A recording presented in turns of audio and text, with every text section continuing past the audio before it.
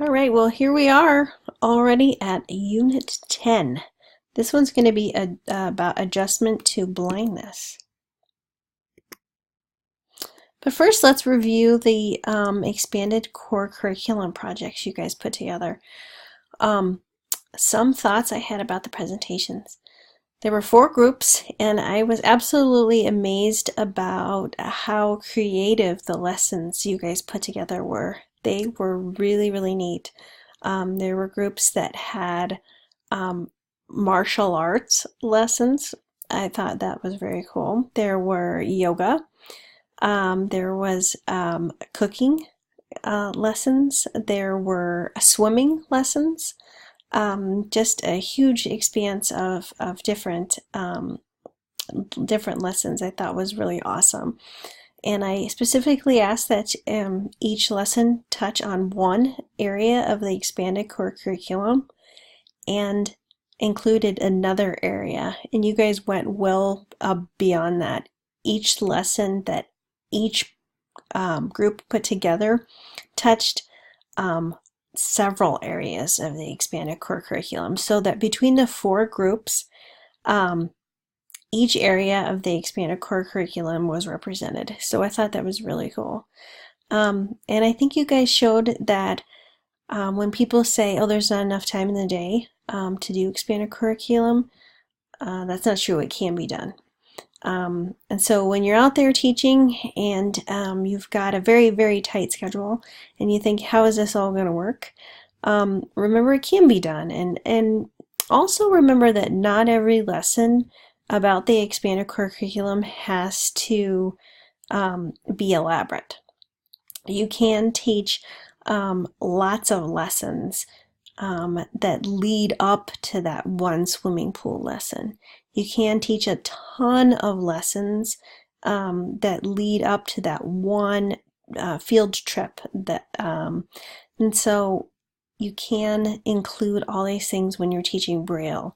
You can include lots of expanded core curriculum when you're working with a child with significant support needs. So I thought you guys really did a really great job with that. This unit is 1 week. It is 1 week. And so it's going to be about adjustment to visual impairment. And the bulk of your readings are going to come from Dr. Dean Tuttle. And so there's also websites that are also resources that you can provide to future parents of students that you have. So I'll keep track of those websites because they're going to be great resources later on. Don't forget you have menu assignment number 2 due this next Sunday.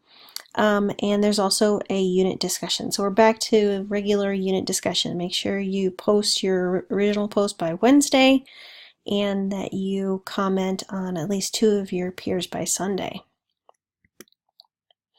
So Dr. Dean Tuttle. Dr. Dean Tuttle had RP. And by the time he was 29, he was completely blind. And he was at the University of Northern Colorado.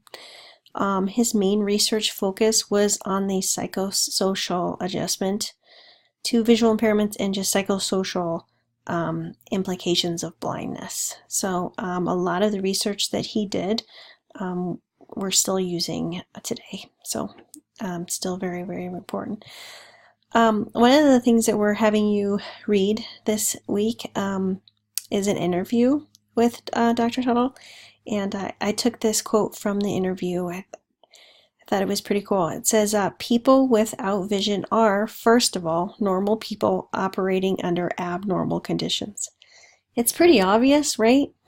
But I feel like that can also be lost pretty easily when we start trying to adapt things for our students. We can sometimes turn their needs into something. We lose track of the fact that they're just kids. So I really liked that quote.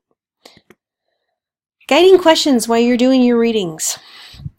How is adjustment to blindness like the grieving process? You'll see that there's a lot of similarities. I think your readings actually say that this this idea of adjustment to blindness was taken from the steps of the grieving process. Another question, do individuals with congenital blindness adjust to their blindness? Dr. Total says yes. So what are your thoughts? And how does maybe that adjustment differ from an individual with a progressive condition or an individual who loses their vision later in life? How does society's perceptions of blindness impact the adjustment to blindness? I think this is very, very important. How do your own perceptions of blindness, how might those impact your own students' adjustment to blindness? And what can you do to foster good psychosocial development in a student who's adjusting? And again, I think that as you're reading, you'll find that we're all in a process of adjusting. So how do your thoughts and the way you treat your students impact their psychosocial development? For my last slide, I say keep going, you're almost done. We are at Unit 10 and there are 11 units. So you have survived. Just keep on trucking. And we're going to get through this semester together. Have a great week.